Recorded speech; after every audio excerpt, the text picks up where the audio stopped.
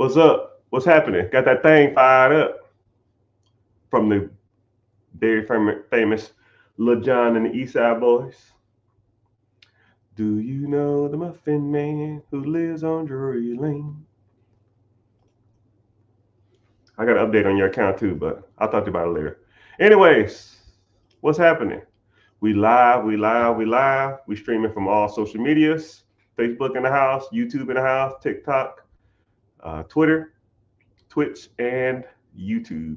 I'm sorry, Instagram. Thank y'all for coming on. What's happening? What's up? Um, Comment where y'all from. Let's see where y'all checking in from. We got a decent lesson today. I can't stay on too much longer. I have to meet with somebody here in the next 30, 45 minutes or something. I'm not sure. But yeah. Yeah, what's going on?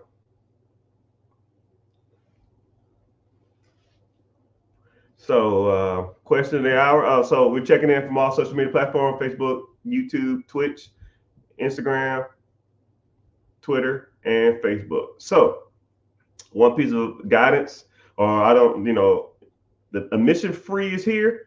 I mean, the mission here is free, but if you would please, if you could just go to YouTube and watch this, right? Click the link in the bio, or the link will take you to it have all my social media there. Just click on the YouTube one and watch from there. If you want to sub, you can, but you don't have to. But just by you being there makes me money, right? And it's not even a lot of money. It's probably a couple $100 a month or something like that. But it does help. I'll take free money if they're gonna give it to me. And if you want to contribute and support the channel because you like the things I say and I give you value, and if I give you value, at least you can do is support me over there. Okay. So the YouTube channel is called The Rich Get Richard. And yeah, so I'm The Rich Get Richard on all social media platforms. My name is Mr. Richard. If you don't know me and never seen me before, right? I talk everything, 95% of everything out there about money, right? There are some areas that I try not to touch. I'm not a real big crypto person. I don't do IULs. I really don't do insurance policies, but I will break down insurance policy. If you ever wanted to talk about them, I can break them down as the average person and how they should go about them. We also do, we break down all different types of stuff. And yeah, so the question of the day, the subject of the day, because I always think about this before I get on, and then I'll get to whatever questions y'all got, because I like people to like start coming in here slowly but surely.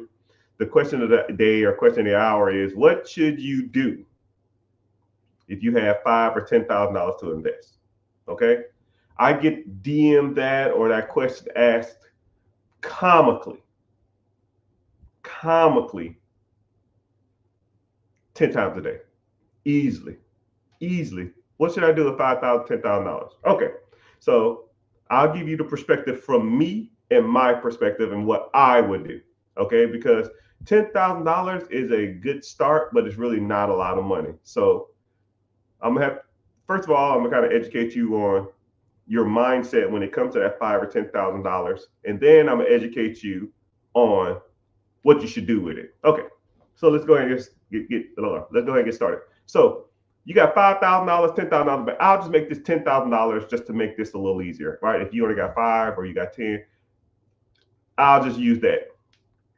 More than likely, if you have $10,000 in the bank, it's really not a true $10,000. Generally, when people have $10,000 in the bank, it's a cultivation or a collection of their other monies, right? If you have $10,000 in the bank, more likely it's your like glorified savings. It's more than likely the money you use on a daily basis. And what you've done is you've not spent more money than you've earned for a significant amount of time. So for example, if you make $5,000 a month, but your bills are $3,500, that's $1,500. Month one. Month two, $1,500. So that's $3,000. Month four, you might go to a concert or something, so you only saved $1,000 that month. So you just been doing that for 5, 6, 7 months, and the money you use to live off of is in the $10,000. So what I want you to truly understand is that you need to have not just $10,000 in like a Rotary account or the primary checking, right? Is it that kind of money, or is it like I have a savings account, or I have a high yield savings account with $10,000 on it, plus I have the money that I have in my checking account that I use for daily expenses? Ask yourself that first, because a lot of times when people say, "Yo, man, I got $10,000 invest," you really don't got $10,000 invest. You are rotating $10,000 for your daily expenses. So in theory, if you didn't get paid next month, or you didn't get paid on you got paid on one of those weird days and all your bills come out on the first, your account will be down to $5,000. You need to understand that when people say I have this amount of money to invest, do you really have that kind of money to invest, or you just have a rotation of money that comes in and out? And at any given time, you might got $5,000, but on the high end, you have $10,000, right? So when you say, "Hey man, I got $10,000 invest," right? I don't want you to be like, "Well, let me pay this bill first, and let me take this out first, and not let me pay this now, and then I have like about 8,005." Like, no. A true.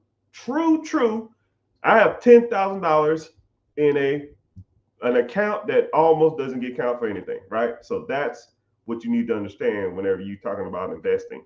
And when you say that, if you came to me and said, "Yo, I got XYZ to invest," cool.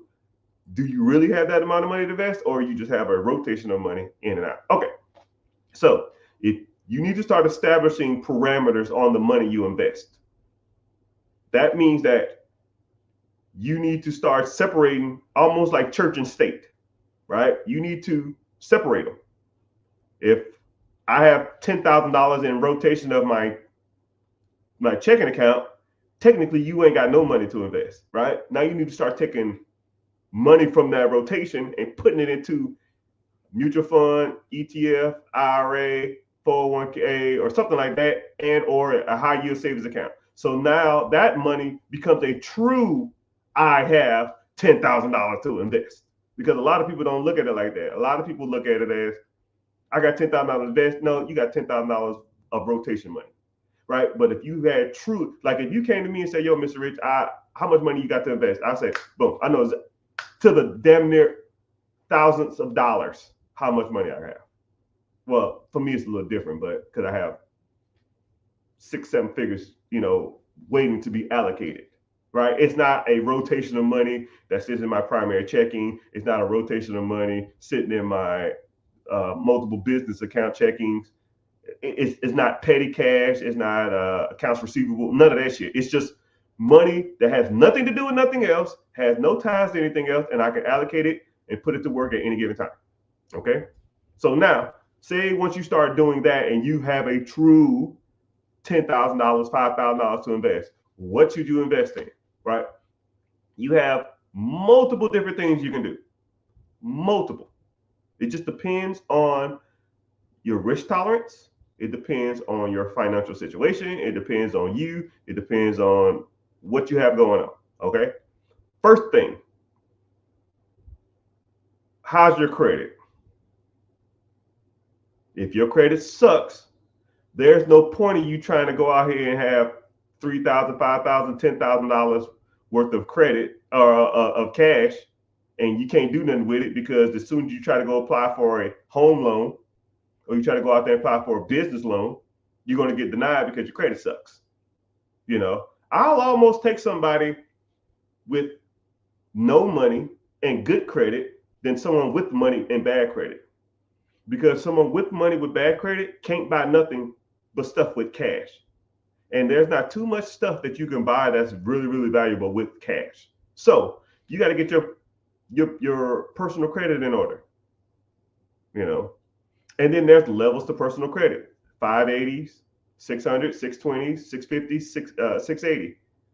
680, you can qualify for 99% of everything out there. And a lot of people are like, "Yo, man, I'm trying to get my score as high as it can get." Why? That's like you practicing. That's like you practicing how to jump the highest you can, but you try to dunk a basketball. You don't have to jump as high as you want to. The goal is 10 feet. That's your goal. Get to your goal. Anything over that is a waste. It's the same thing with buying a house. Yo, man, your first house, your credit score needs to be at 580. Man, I'm trying to get my score as high as I can before I buy a house. No, 580. That's your goal. Get the 580. Let's go get a house. Right? A lot of people overthink that. You want to buy a business? 680. You want to get business funding? 680, 670, 660. Let's go there. Now we can focus on that. All right. So getting your credit in order is a must. So next things you could be doing to invest your $10,000 you have. If you're going to use it anytime soon, you need to be in a high yield savings account. High yield savings accounts, interest rates vary from 4% to 6%. You know, you leave it in a primary checking account or some shit like that, it ain't going to make sugar shit. We know that, you know that, I know that. It's sitting in a damn primary checking account or a savings account through the banks, you're making a half a point every year or some crap. You're technically losing money if inflation is over 3%. On the average inflation rate is 2.8, 2.7, 2.9% maybe in any given year. So you're losing money by leaving it in a checking account. If it's in a high yield savings account, which on average is between 4 to 6, at least you're making a little juice on it. Not a lot, but you're making some. Okay? So now it should be in one of those funds making a little money until you try to allocate it towards something else. Then if you want to invest that money, you need to be in something that makes a little more money. Right? Which everybody should be doing this. If you don't have a 401k at your job, which you should be doing anyways, if you don't have a 401k, you should be in an IRA, EFT, mutual fund, or some kind of stocks or some kind of bond or some kind of fund that performs and tracks the stock market over an extended period of time. Now, those interest rates, instead of a high yield savings account from 4 to 6, now you're making anywhere from 8 to 16. Now you're making a little more money in your juice. And if you're if inflation is 2.7, 2.8, or whatever hell it is, and you're making 10, which the stock market has made 10.1% since the Great Depression, you made 10.1 to combat your, now you're making money on top of your money. And then once that money starts making money, you can borrow against that. We're on step 2 now. There's multiple ways you can do this, right? That's why I always there's so many ways you can invest $10,000. It's crazy, right? One, you can fix your credit, start paying down your debts, start getting some of this stuff discharged, hire a credit repair company, hire a person to dispute your negative things on your credit. Baby mama payments, medical bills. You can dispute your charge-offs, your late payments, your repos, your bankruptcies, your hard inquiries. You need to get that shit off there, right? You should be doing that. That's first. Number 2 thing, you need to be investing, putting your money in something that makes money. First thing is high yield savings account, unless you have enough to want to buy a house. You got about 10, 15,000, you can start buying houses if your credit's right.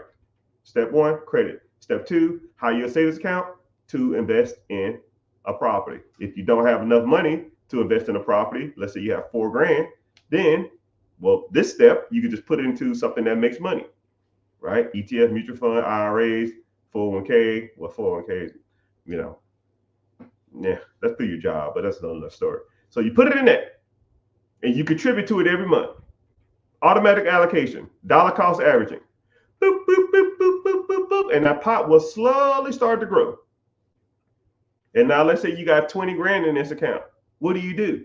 Do you cash out the 20 grand and then go buy a house or go buy a business or go buy some cars to put on Turo or use the money for a Airbnb or something? No. You just go to the bank and ask them, hey, I have $20,000 in stocks. Do you do portfolio loans? Or you can just Google banks that do portfolio loans. A collection of stocks that you have is called a portfolio. It can be a mutual fund, ETF, IRA, stocks, bonds. You can borrow against that. You don't have to sell it. You say, hey, I want to borrow against my collection of stocks. And they will loan you generally 80 to 85, maybe 90%, depending on the bank, of what you got. So if you got 20 grand in this account, they'll give you a loan for 18,000. Now your stock will continue to perform at 10.1% interest on average since the Great Depression, while you take the $18,000 and you go invest that in something else. You want to buy a couple cars to put them on Turo? That's for that. As long as it makes enough money to pay back the loan. That is debt servicing 101. 101 debt servicing. Debt servicing is when you buy something using debt. The debt will be covered or paid by whatever you buy. So for example, you take $10,000, you put 10% down on a $100,000 business. Let's say the business is bringing in $50,000 a year. You borrow $90,000, the business is bringing in $50,000. The $50,000 is going to come in. Your payment to the government is going to be about $10,000 a year. You making 50. So you take 50 of the money you're earning from the business, you pay back the loan, you're servicing the debt, and now you have the $10,000 you put into it, you pay yourself back. You take all your money out of the deal. So now, the year one, you made $30,000. You paid yourself back $10,000 from the down payment. You paid the government back because you took out an SBA, Small Business Administration loan. You paid them back $10,000 for that year, and you still up $30,000. Your bank account wins. You win because you got cash flow. And then the government wins because they're keeping the business established, and they're winning because you're paying the loan back. Win, win, win, win. All I do is win. I just do the same thing on a higher level. Instead of 100,000, let's go for $3 million businesses. Let's go for $1 million businesses. So when people say, how can I invest $10,000? I mean, that's how you do it. Let's say you had $20,000 in the account. You take a loan against the $20,000. Now you get $18,000. Now you got to go find something that makes $18,000 a year, or at least enough to cover the payment. Let's say that $18,000 payment over 3 years, right? That's $6,000 a year. $6,000 over 12 months is $500. You need to buy something that makes $500 a month. You're like, damn, Miss Richard, that was pretty smart. Your math is pretty fast. Yeah, I was gifted at math. I was diagnosed with being gifted at mathematics in the 7th grade. But my reading is probably still the 7th grade level. We have pick your poison, right? I was great at math, not good at everything else, right? So then if you wanted to do that, and that's if you wanted to do that. Let's just say you just wanted this, you had decent credit and you just had $10,000 saved up. Now you need to find stuff that you can buy that pays you monthly, right? There's tons of stuff you can invest in. You can invest in vending machines. You can invest in a couple cheap cars on Turo. You can invest in a side hustle or a side business. You can start a pressure washing business. You can start a window washing business. You can do a lawn care service. I mean, there's like the possibilities are endless. It's just your imagination. You have to go for it. I mean, I can sit here and tell you till I'm blue in the face, which ain't happening because I'm dark skinned, until all the different ways you can start side hustling. But in theory, you don't even need money for a side hustle. You don't even need money for a side hustle. You can start side hustling for free. You can pick up somebody. If you have a truck, you can pick up somebody's, dispose of somebody's stuff. You can start couch flipping. You can do free cycling. You can do, you can get into wholesaling or bird dogging if you want to. You know, there's multiple things that you can do. You can start a OF, yeah, but no OFs, right? But there's multiple stuff you can do, right? Side hustles for females. I'll even throw a couple out there. Rover.com. You can babysit people's dogs. Wow. Is there such a thing? Yeah, you can babysit people's dog. Hell, I think it's an app called nanny.com. You can babysit people's dog. When people want to do like house dates or something like that, or people want to go out for the night, you can go over there and watch their kids for 3 hours and then get paid, 50, 60, 70 bucks. 20, 30, $20 an hour to sit and watch somebody's kids for 3 hours because they want to go out on dinner dates and stuff like that. The Rover thing, I didn't realize how many people, every time I started talking about Rover, because I had a client who owned a doggy daycare who added Rover to their services, which damn near doubled their revenue. Instead of, they had a doggy grooming business, and instead of just grooming dogs, they would babysit people's dogs, and people would drop off their dogs and have them get groomed at the same time as they was watching them. They just they already had the space for it. They just never utilized it. So I said, why don't y'all just start taking care of dogs? It's like, oh yeah, that's a pretty good idea. Get 2 people, 3 people to sit in the back, pay them $15 an hour. That's $45 an hour.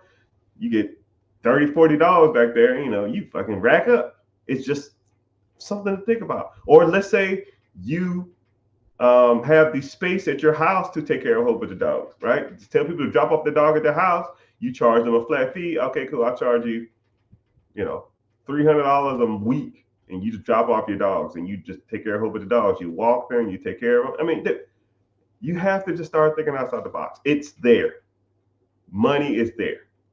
The easiest way to think of it is, how can you get paid off someone else's laziness or someone else's inability to want to do something? If you look at it like that, multiple opportunities, okay? Multiple opportunities.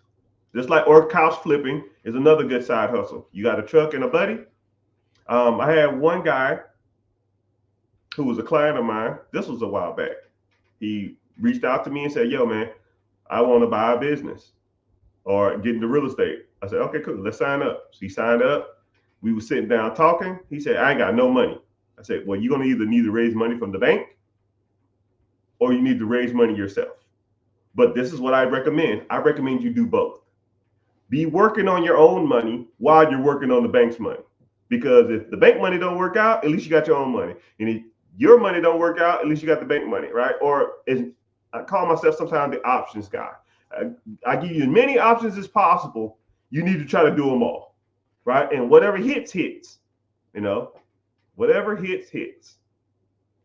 Michael Jordan said, or whoever, Wayne Gretzky said, you miss 100% of the shots you don't take, right? You shoot 100 times, you damn near can make one, okay? So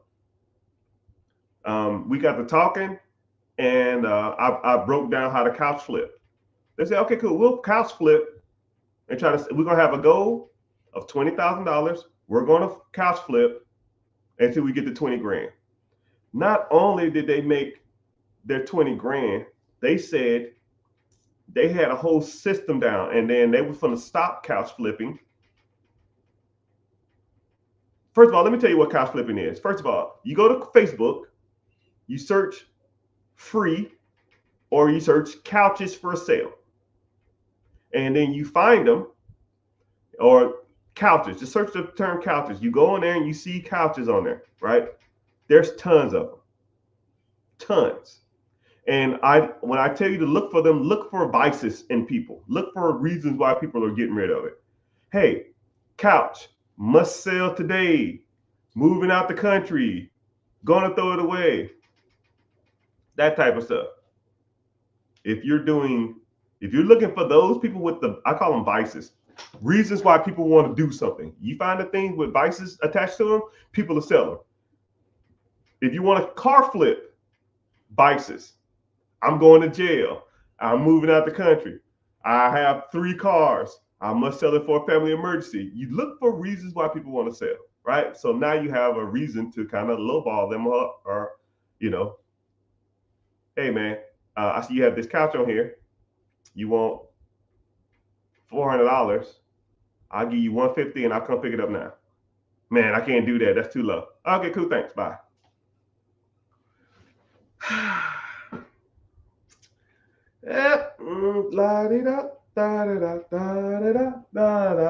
An hour later,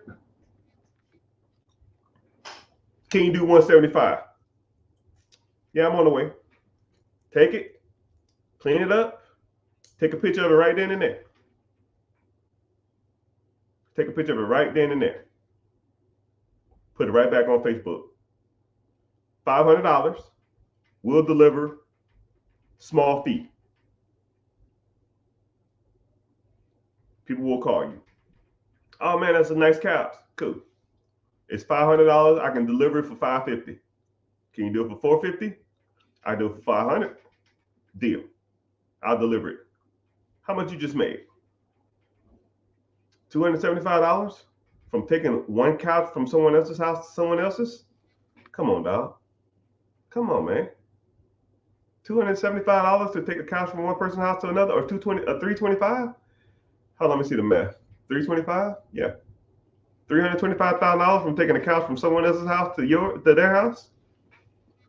These guys was making so much money, they said, you know what, Mr. Rich? We don't even want to buy a business now. We just want to expand what we have now. I said, okay, cool. This is what you do. Are y'all putting y'all couches in y'all garage or something? Yeah. Okay, cool. You need to either do one or two things. You need to do a storage unit, because you're going to start getting a lot of couches, or look for a cheap, like, commercial building, and then just stage them all there and open it up to the public on like a random day. We'll say Sunday from 12 to 5. I'm like, no, from 10 to 4 or something, right? And then when people message you, hey man, is that couch still available? Yes. If you want to look at it in person, just come to our warehouse on Sunday. So now you don't even have to go to people's house anymore. You're just picking them up for free, or for pennies on the dollar, taking them to your little storage building, and people are coming to you now and looking at the couches. And if they want to take them there, that's fine. And if you want them to deliver, you just say, hey, you can buy it now. I'll put it on hold. I'll deliver it to you first thing tomorrow. Now you have a whole different operation going on. And it's just a different way of thinking about stuff. I mean, a lot of this stuff is really not hard. It's just you have to just want to do it. You have to start thinking outside the box. You have to try to think of ways that people are making money out here that you've never really thought of, you know? So, yeah. But moral of the story, people, there's multiple ways you can invest $10,000, right? I gave you ways you can invest with no money. I gave you ways you can invest to put into high yield savings account and start investing into mutual fund, ETFs, stocks, or something like that. And then I even started saying working on your personal credit. And then I started saying, even look for assets that you can buy with the $10,000, right? You can find some businesses for $10,000 down. You can find real estate with $10,000 down. Easily. I mean, there's properties all over the nation that you can buy $50,000, $60,000, $70,000, $80,000 that will owner finance for your $10,000. And the price difference between the money you invested or the money you pay them monthly and to how much you get in rent will be astronomical. Some of these profit margins are $600, $700, $800, $1,000, $1,200, $1,400 a month. If you bought a property for $10,000 down, your payment to the owner is $600. And let's say you rent it out for $1,600. That's $1,000 a month. Meaning, in a year's time, that's $12,000. You made all your money back in 10 months. So in month 10, what do? Do you take your profit and go to the club, put it down on a Hellcat? Do you go on a vacay? You go get the latest Jordans? Shit, no. You go buy another house and go buy another and another and another. And then one day you look up and you got 10. Then one day you look up, then you have 20. Another day you look up, you got 50. And then you're making 30K, 40K a month from all these properties. And then you'll start getting offers from portfolio loans. Hey man, I got a portfolio of 116 homes. Old man want to retire. Cool. You want to pay capital gains tax? Nope. Deal. Here's my down payment. I'll pay you directly for the next 10 years. But there's ways to do it, man. Okay. So, hope y'all found value in that. It's rapid fire question time. Bam, bam, bam, bam, bam. This is my favorite part of the show. Is when you just ask the questions and I try to get to them as fast as possible and as detailed as possible. Sometimes I go on rants. Sometimes I just get to the point. But ask me whatever you want. Property overstock, proving property overstock. I don't know what property overstock means, but there is a lot of stock out there. There's a lot of companies. There's a lot of places you can go. I think we're in a softer market now. I think people aren't really buying like they used to. Prices are overpriced, interest rates suck, and people are broke. So it's kind of rough now. So yeah, but you still can find deals. You can find tons of deals out there. All right, so let me get to this. I'm looking at businesses all day long. Yeah, sir or ma'am, you can look for businesses all day long, but I'm gonna tell you something. I will get people that will sign up for my coaching program or my mentorship or my one-on-one, and they'll have a kind of a grasp or a grip on how to find businesses. Businesses aren't hard to find. Evaluating them properly is where you run into the difficulty part. I get emailed 30 businesses a day. I get emailed 100 pieces of property a day. I come across deals all day long. Do you know how to properly evaluate? Do you know what to look for when you're buying a business? Do you know what goes into the proper deal structure? If you don't have that down, then you're kind of focusing on the wrong thing. It's like I've been like I get on Tinder. Like so, say if you get on Tinder and you're just swiping right, left, and you're just looking at the person, right? If you're just looking at the person physically, there's more to relationships than just a physical attribute. There's more to a business. There's more to real estate than just the physical attributes. You need to learn what goes into a relationship. And a lot of people look at relationships wrong. A lot of people look at real estate wrong. A lot of people look at businesses wrong. You're looking for the beauty part of it a lot of times. You're not looking at the substance, what's going to get you through the hard times. And once you start understanding, like once I start breaking down and evaluating businesses, you'll start looking at businesses totally different. A lot of people say, yo, man, I found a ton of businesses I like. Let's look at these 10. Okay, cool. Do you know how to evaluate a business? Nope, cool. Let's talk about that for the next, I don't know, half an hour. Half an hour later, they're like, okay, pull the same ones you just had up. They pull them up. Yo, man, these all suck. Yes, thank you. That's why I said as soon as I saw these, do you not evaluate businesses, right? Because people don't know how to do it. So someone said, how do you get started?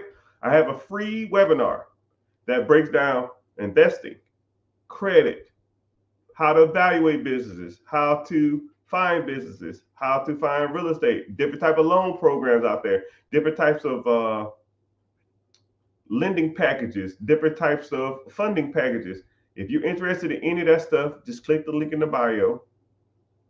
It'll take you to a class called Be Your Own Boss. If you see the Be Your Own Boss, sign up. It takes a comically less than 15 seconds to sign up, and we'll go from there. Right? And I don't sell your information. You won't get spam calls. You won't get all this other kind of crap that you get with all these other guys. You just get access to a webinar with me there, and we talk and we learn. About as simple as gets. You tell it, brother, hey man, I'm trying, man. I'm trying.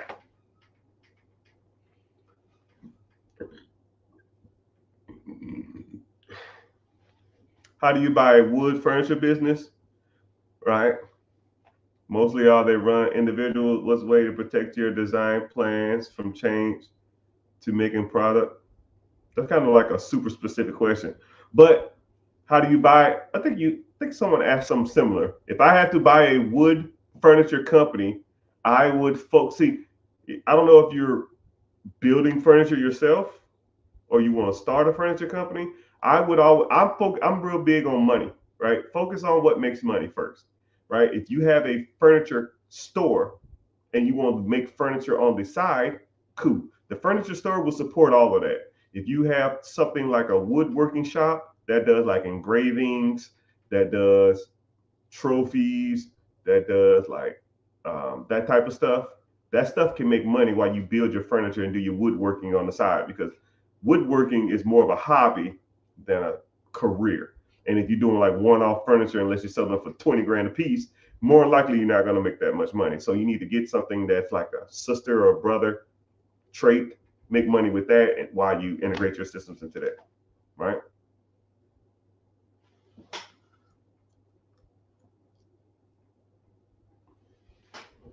Martin, how many people's lives have you changed? Thousands. I don't know. I don't count. It's irrelevant. I don't try to look at it like that. I don't try to look at it. It's not like a metric, right? Maybe what's bad part about it is some people will.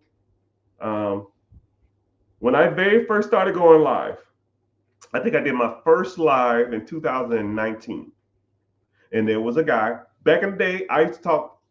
It's comically about 100 people in here now. Back in the day, I would talk and it would be nobody. I'll be just talking and nobody would be in here. And I remember this one kid used to come in there. He came in. He was like one of the only guys I used to talk to. I said, "Yo, man, how you doing? Let's go ahead and talk. I have no one else in here. I'll talk to you. I'll answer your questions specifically." And we just got to talking. He said he was 18 years old, 19 years old. He had a decent job as a mechanic. He didn't have a lot of savings and his credit was okay. What should he do? And I broke down how to start investing in the stock market. I said, "You got a 401k at your job?" "Nope." "Cool. How much can you afford every month?" I think he said something like $400 or something. I said, "So $200 every paycheck, and you'll be comfortable. You won't, because if you start this, I don't want you to damn quit on me, right? We do this for life." He said, "Okay, cool." Boom. I showed him exactly how to do it. Go to these apps, go to these portfolios, try to do these right here. I'll give you I'll tell you how much they make or what their interest rate, and you kind of pick from there. I can't really tell you what to do without being a financial advisor, but I'll tell you exactly where you need to be at. He said, "Okay, cool." He did that shit. And if you really pay attention to my lives, he will literally come on here and say stuff like, "Hey man, that fund you told me to set up like 5-6 years, whatever, how long ago it was, man, that shit has comically $290,000 in there." And I did the math on it. I'll be worth something in the range of $8 million by the time I'm 60. And I said, "Oh, shit, cool, man, thanks." Right? Not a dime. I did that shit for free because I had no one to talk to. And stuff like that, I did it all the time. One other person, when I was in the military, this was 2016. I was talking to money about somebody, or I was talking to somebody, and this one younger girl, she was like I think she was 22 at the time. She said, "Oh yeah, my dad died. He left me a car and $150,000. What should I do?" I said, "Shit, we finna get to work." So we set up multiple different portfolios. We set up all kind of stuff. This was in 2016. I talked to her recently in 2000 and the end of 2023. Um, that account had almost $800,000 in it. Comically, it was a lot. It was a lot. That the market did so well during that tenure. I mean, it was nuts, man. I was like, jeez. And she was contributing to it every month. She had like 150, and she was putting in like $2,000 a month into it or something like that. I don't remember what it was. And she's probably, when I last time I talked to her, she was close to about 30. She was 30 with $800,000 in an account that was doing about 14% juice. No, that it was doing a lot more than that. I think she was almost at 18% compounded interest. That was last year. It's got to be $1 million now. It's got to be easily. She's 30 years old, probably $900,000. She keep it in there about 40, 45. I give it about 45. 45, she'll have about $5 million, $4 or $5 million. And then she retired from the military, get her military retirement, get her disability. She ain't working for no one ever in her life. So when people say stuff like, do you change people's lives? I mean, I taught a 22-year-old kid how to be a millionaire by at 45 years old. Multi-millionaire by 45 years old. I mean, is that statistically or is that in theory changing someone's life? I'm sure it is, but you got to take the steps, man. I mean, I could tell you blue in the face. And also on the flip side, have I told somebody to do something and they didn't do it and they come back to me years later and say, I mean, I wish I would have did it? Yeah. One of my good friends, 2009.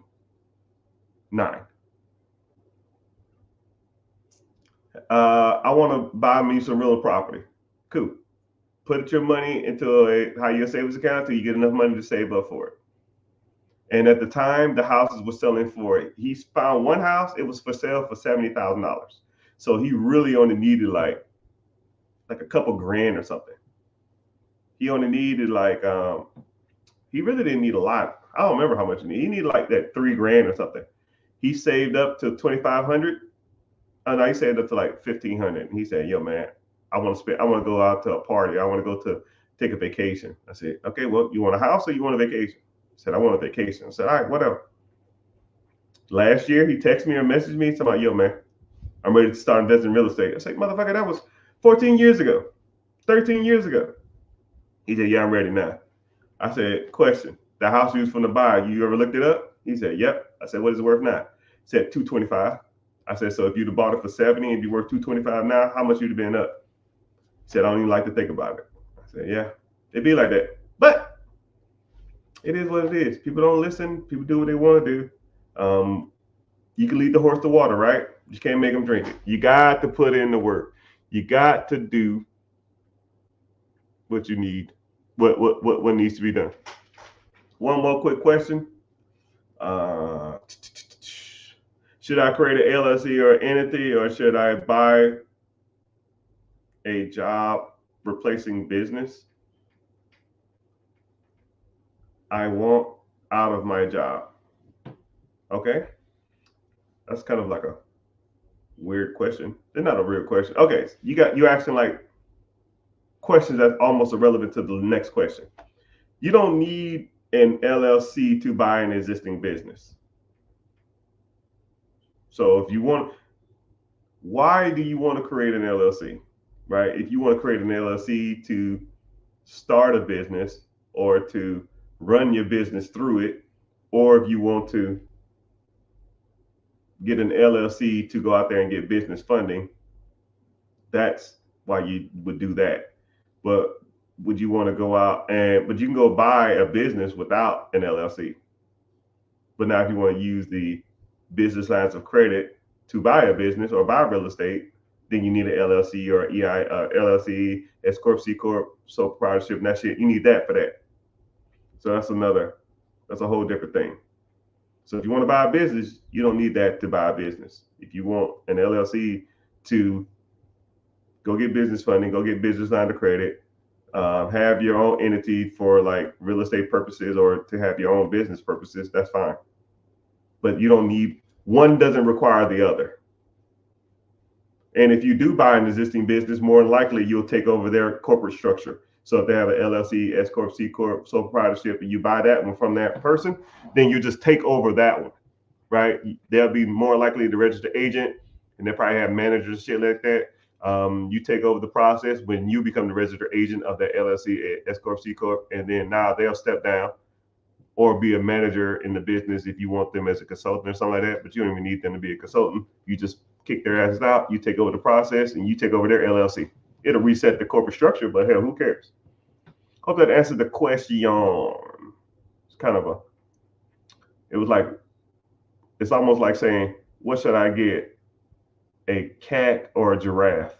Like what? Like you can buy whatever you want, but the cat has nothing to do with the giraffe, right? You want a giraffe, you're gonna have to set up a house for a giraffe. If you want a cat, you just get a cat. Nothing, they have nothing to do with each other. That's a horrible analogy, but you get the gist. Anyways, my house will be paid off.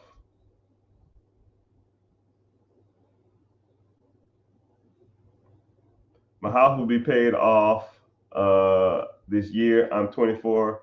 I'm definitely happier traveling experience. What opinion on backpacking foreign countries? You know, every time someone talks about backpacking overseas, I always think about the movie Hostel. But I don't know exactly where you want to go. If you get to Europe, I don't know where you are now. Europe, when you get to Europe, in Europe, it's super cheap to travel there, right? I would stay away from any of the stands, Pakistan, Afghanistan, Kyrgyzstan, anything that ends in stan, or anything that anybody who's fighting over Holy Land, they're gonna be fighting forever. It ain't never gonna change. So screw that. India's cool. Japan, South Korea is cool. Philippines, depending, you can live like a king over there. Some parts of South America, cool. Do this, individual, if they're still in here. Read a book called The 4-Hour Work Week. Okay? There's a book called The 4-Hour Work Week, and it's an individual who started investing and learned how to live on the bare minimums of life. And what he did is he traveled all over the world and he found the best accommodations for the cheapest price. Meaning that, let's say if you bought 5 rental properties and 5 rental properties paid you $1,500. I mean, 5 rental properties paid you $500 a piece, which is $2,500. Now you're thinking to yourself, $2,500 a month is not a lot of money in America, right? In any state. But you take $2,500 to Singapore, $1,500 to Thailand, $2,500 to Thailand, $2,500 to the Philippines, $2,500 to some parts of like Prague, or some parts of Germany, some parts of Peru, or some part of South America, Colombia, you will live like a multimillionaire. You would live like a multimillionaire. You could spend $1,000 a month and get a high rise in Thailand. You get a high rise apartment, a maid, a butler. You can eat at the best restaurants, a gym membership, and you can go to the club 3 times a week for like $1,000 a month, maybe $1,500. You can't even pay your HOA in a high rise in the United States with that kind of money. So, good book, 4-hour work week, and it kind of breaks down the best places you can live. It teaches you how to live off, how to start making money to start living off of it to travel. Once you start traveling, then it breaks down the best places. If you just want to get to the end of the book, because I kind of just gave you the gist of it, go to the end of the book and it kind of breaks down all the places you can travel to. And it tells you all the places that you shouldn't visit that are either too expensive or they're like, you want to travel, you don't want to be like decapitated as like you don't want to like be in like a war crime or some crap like that. But it's all good. All right. I appreciate y'all for being here. If you're not following, make sure you follow. Click the link in the bio. Join the free class or go follow me on YouTube. Because I try to give y'all a game. I said I was going to stay on here for a little amount of time, but I can't stay on here too much longer. I have to meet somebody. But I appreciate it. Thank you for being here. And if you have any questions, just remember them next time I'm on and just ask me then, and I'll get to see if I can get to it. Hope that World Traveler kind of let me know where you go to, or let me know where you're thinking about going, because I like talking about stuff like that.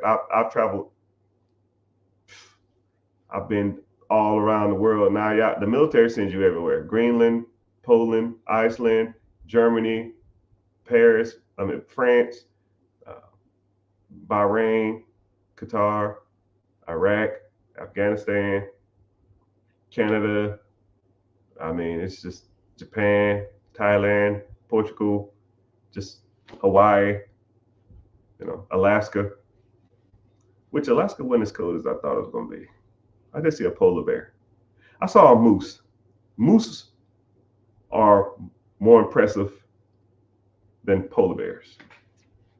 That damn thing was big as the damn SUV. Bigger. It's like a walking Escalade. I thought the things were like horses. No. That thing will eat a horse. But it's been real and it's been fun, but it hasn't been real fun. Later, dudes.